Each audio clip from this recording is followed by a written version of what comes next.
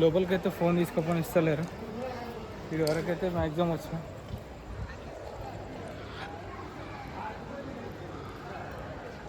Main temple దాని వెనుకుందనమాట. Main temple ఇదంతా ఘాట్కి వెళ్ళే రూటు. నేను ఇప్పుడైతే మణికర్ణిక ఘాట్ అని చెప్పేసి పక్కన ఉంటుంది కదా, దానికైతే పోతున్నా.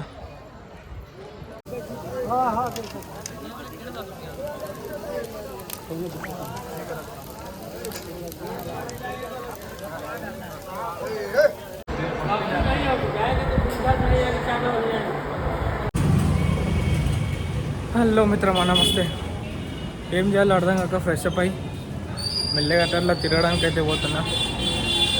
అయితే సాయంత్రం గంగాహారతి ఇస్తారంట. ఆ ప్లేస్ని అయితే చూసుకొని కాలభైరుడి దర్శనం చేసుకొని అట్లే వరాహ అమ్మవారిని అయితే దర్శనం చేసుకొని వద్దామని చెప్పేసి అయితే బయలుదేరుతున్నా. కాశీ గల్లీలు మొత్తం గల్లీలే ఉంటాయి. ఇక్కడ అడుగు అడుగున ఎడ చూసినా శివలింగాలే ఉంటాయి. కాశీ మొత్తం ఒక దైవ సన్నిధి అని చెప్పుకోవచ్చు. కాశీలోని హరిశ్చంద్ర ఘాట్కి అయితే పోతున్నాం. నాకు ఏం చేయాలో అర్థమవుతలేదు ఈరోజు. అందుకోసమే పొద్దున్న నుంచి సాయంత్రం మొత్తం కాశీ అంతా నాకు వీలైనంత వరకు తిరుగుతా. తిరిగి నాకు ఏం చూడాలనిపిస్తే అది చూసేస్తా. అయితే ఆటోలు ఘోరమైన రేట్లు అయితే తీసుకుంటారు. మొత్తం యూపీ ఆటోలే. నేను నార్త్కి ఎంటర్ అయినప్పటి నుంచి చూస్తున్నా, ఈ ఆటోలు ఎక్కువ కనిపిస్తున్నాయి. ఇవి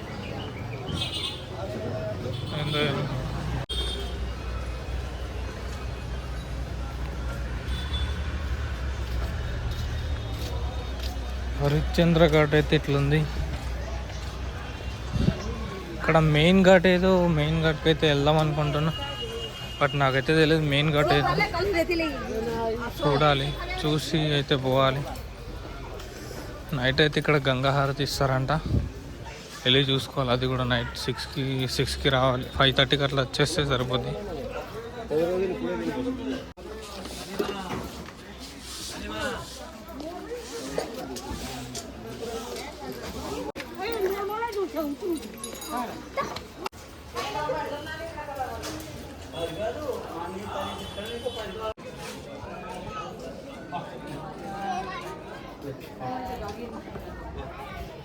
అదనమాట, ఏదో ఘాట్ వచ్చింది. అయితే ఇక్కడ మొత్తం 18-19 ఘాట్లు అయితే ఉంటాయి. మనకైతే తెలియదు. నాకేదో 2-3 ఘాట్లు తెలుసు. ఆ ఘాట్లలోనే తిరుగుతున్నా. వీలైతే మొత్తం అన్ని ఘాట్లన్నీ చూపిస్తా. వారణాసి అంటే ఇక్కడ 2 నదుల సంగమం అని చెప్పేసి ఒకటి అంటారు. వీలుంటే అది కూడా వెళ్ళి చూసేసి వస్తా. చూడాలి కదా.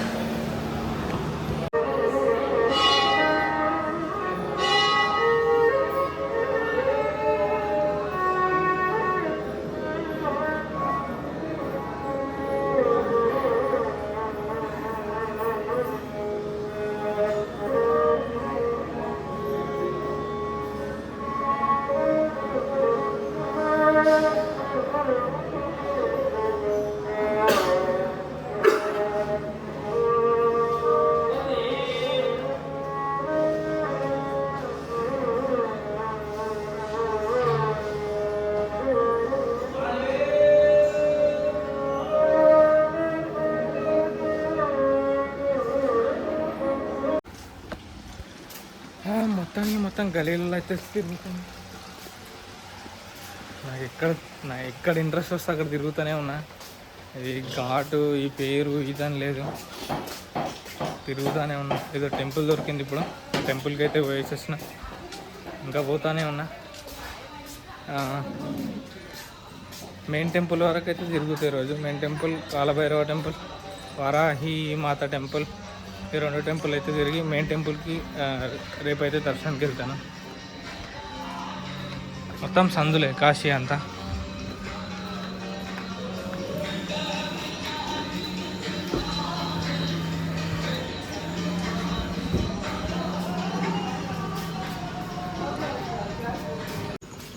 ఇక్కడ తెలుసుకోవాల్సిన విషయం ఏంటంటే, ఈ కాశీలో దాదాపు ఒక 25% తెలుగే కనిపిస్తుంది. చాలా వరకు ఉన్నాయి తెలుగు సత్రాలు కానీ, తెలుగు షాప్స్ కానీ, ఆంధ్ర బ్రాహ్మణ భోజనం ఇట్లని ఈ సైడ్లో ఎక్కడ వచ్చినా కనిపిస్తూనే ఉంటాయి. సైకిల్ బాబా ఆశ్రమం నుంచి ఈ రూట్లో ఏడ పోయినా కనిపిస్తూనే ఉంటాయి. మ్యాక్సిమం మనకు లాంగ్వేజ్ ప్రాబ్లం అయితే ఏమి ఉండదు. తెలుగు వాళ్ళు మస్తు మంది ఉంటారు. వచ్చేవాళ్ళు అంటే ఏం టెన్షన్ లేకుండా వచ్చేసాయి.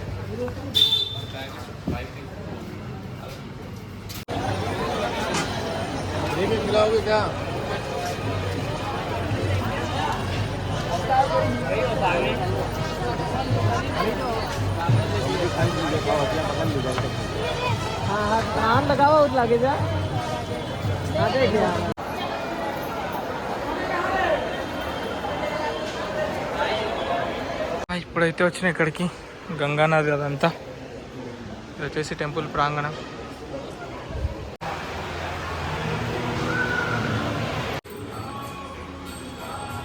యాక్చువల్గా విశాలాక్షి టెంపుల్కి పోయేది గేట్ నెంబర్ 4 నుంచి అయితే నేను రాంగ్ రూట్లో వచ్చిన. గేట్ నెంబర్ 1 నుంచి అయితే రావాలన్నమాట. ఆ గేట్ నుంచి వచ్చి ఈ దారిలో పోతే ఫస్ట్ రైటే టెంపుల్ అయితే వస్తుంది అనమాట. నెంబర్ 1 నుంచి వచ్చి కొంచెం రైట్ తీసుకుని లోపల వచ్చిన తర్వాత ఈ సందులోకి వెళ్ళి అయితే పోవాలి. సందులోకి వెళ్ళి పోయిన తర్వాత ఫస్ట్ రైట్, అదే ఈ రైట్లో అయితే కొంచెం ముందు పోతే విశాలాక్షి టెంపుల్ ఉంటుంది. మ్యాక్సిమం అందరూ చూసుకొని రండి, ఎందుకంటే మొత్తం గల్లీలు ఉంటుంది కాబట్టి ఏం కనిపించదు మ్యాక్సిమం. కాలభైరవ ఇదే టెంపుల్.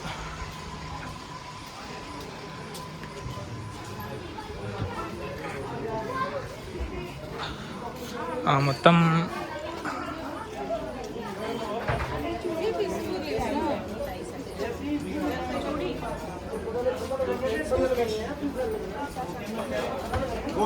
మెయిన్గా గేట్ నెంబర్ 1 నుంచి అయితే ప్రిఫర్ చేయండి దర్శనాలు. గేట్ నెంబర్ 1 నుంచి పోతే అట్లే విశాలాక్షి టెంపుల్ని దర్శనం చేసుకోవచ్చు, తొందరగా కూడా వెళ్ళిపోవచ్చు అనమాట. నేను ఇప్పుడైతే గంగాహారతికి పోతున్నా, అది ఇంకా అవుతుందంట. ఒకవేళ దొరికితే నా అదృష్టం, దొరకకపోతే మళ్ళీ రేపే. ఇక హారతి కోసం పడవలలో తిరుగుతున్నా.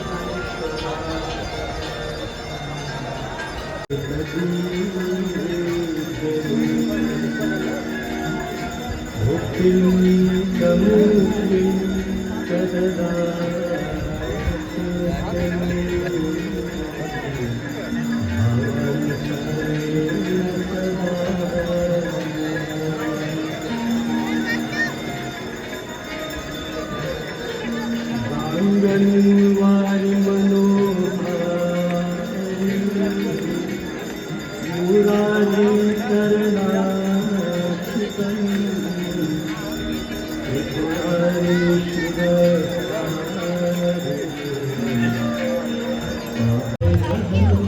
తెలంగాణ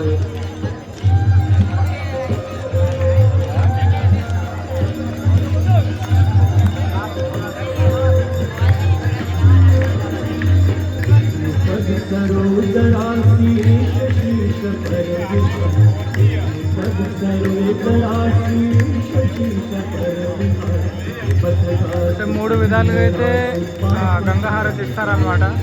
ఒకటి అగరబత్తులతోటి, నెక్స్ట్ ధూపంతో, అది ధూపం ఏమంటారు, ఆ ధూపమే.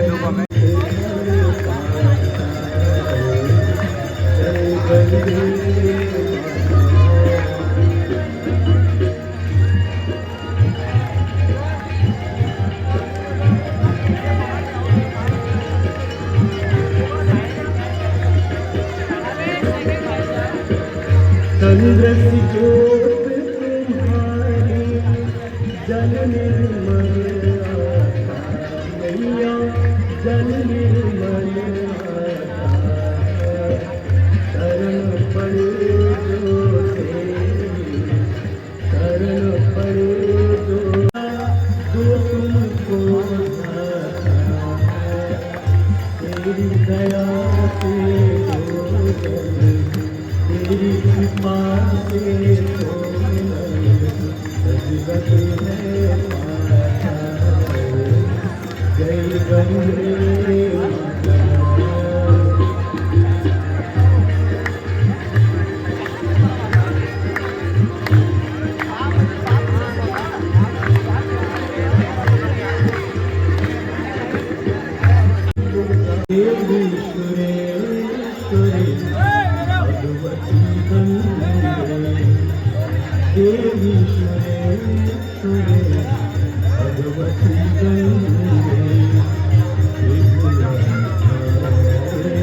హారతి చూడడానికి అయితే ఇంతమంది మొత్తం బోర్లలో అయితే నిలబడ్డారు. చూడని అనుకున్న మ్యాక్సిమం నా అదృష్టానికి హారతి అయితే కనిపించింది, చూసాను.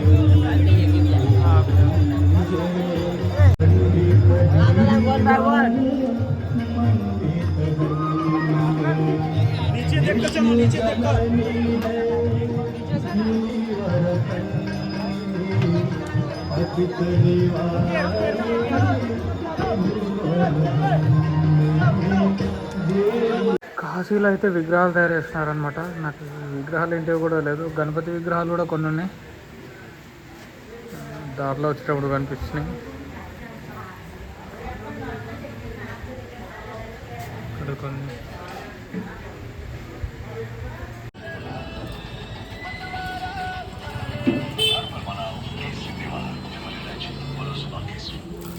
ఇంత లోపల ఉందంట వరాహి టెంపుల్ అయితే. మార్నింగ్ వద్దామని చెప్పేసి ఇప్పుడు తిరుగుతున్నా. కాశీలో అడుగడుగున్న దేవతలే ఉన్నారు. ఎక్కడ చూసినా ఒక శివలింగం అయితే కనిపిస్తుంది.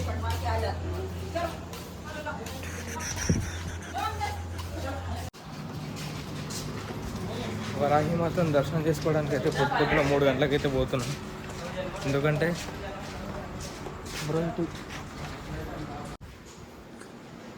కాశీ గలీలో అయితే ఖచ్చితంగా ఆగమవుతాం.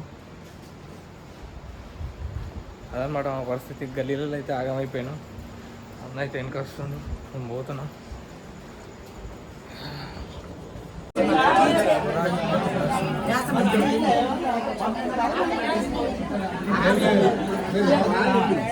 ఎంతమంది వచ్చారు. ఈ మృత్యుంజయ బావి అయితే మృత్యుంజయ టెంపుల్. ఆ టెంపుల్ దగ్గర కూడా పోయి చూపిస్తా.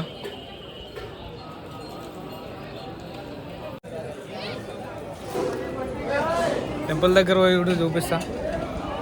అన్ని శివలింగాలు మ్యాక్సిమం పూజలు అయితే చేసుకుంటున్నారు ప్రతి ఒక్కటి. ఇదైతే రాముడు సీత అదేది మన లంక నుంచి వచ్చిన తర్వాత నాటిన చెట్టు అంట. ఇక్కడ ఒక హనుమాన్ మందిర్ అయితే ఉంది.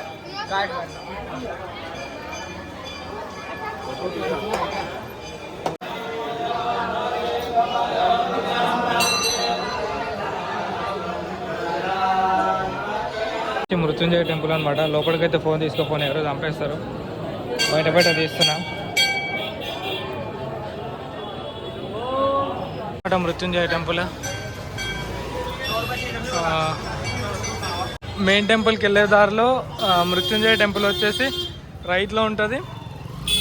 అండ్ మా కాలభైరవ టెంపుల్ వచ్చేసి లెఫ్ట్లో ఉంటుంది. ఫస్ట్ కాలభైరవ మృత్యుంజయ అయిపోయిన తర్వాత మెయిన్ టెంపుల్కి అయితే పోవాలి. అయితే మెయిన్ టెంపుల్ దారి. కాలభైరవునికి అయితే దర్శనం నిలబడ్డాం. దాదాపు ఒక 1/2 కిలోమీటర్ లైన్ ఉంటుంది. మొత్తం సందులలోనే ఉంటాయి టెంపుల్స్ అన్నీ. ఎవరు కాడవాడకుండా మంచిగా పోయి మంచిగా దర్శనం చేసుకోండి. అయితే టెంపుల్ మొత్తానికి అన్ని దర్శనాలు అయితే అయిపోయినాయి. ఇంకా రూమ్కి పోయి ప్యాక్ చేసుకొని బయలుదేరాలి.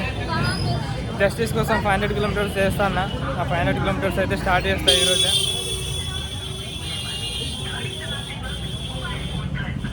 వచ్చేసి కాలభైరవ కమాన్. స్ట్రైట్కి వెళ్తే టెంపుల్ ఇది ఒక మృత్యుంజయ టెంపుల్. అయితే నమో ఘాట్ పోయే రూట్ అనమాట. మొత్తం 18 ఘాట్లు ఉంటాయి. మణికర్ణికలు అయితే ఉన్నాం. మన లాస్ట్ ప్రపంచం ఇదే. ఇక బాయ్ బాయ్.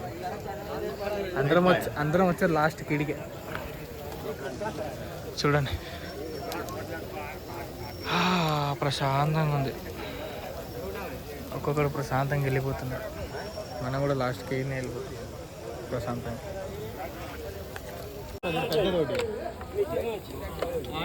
నాకు కూడా ఏదో రోజు వస్తుంది కదా పోయేటి రోజు. అది ఇదే అనమాట. నాకు కూడా ఏదో రోజు వస్తుంది. ఈడికే వస్తా ఆ రోజు. ఎంత ప్రశాంతంగా పోతున్నాడు ఒక్కొక్కడు. మనకి ఇట్లాంటి రోజు ఎప్పుడు వస్తుంది. ఇది వచ్చేసి కాశీలోని మణికర్ణిక ఘాట్. దాదాపు ఒక 1/2 అవర్ అవుతుంది. ఎన్నే ఉన్నా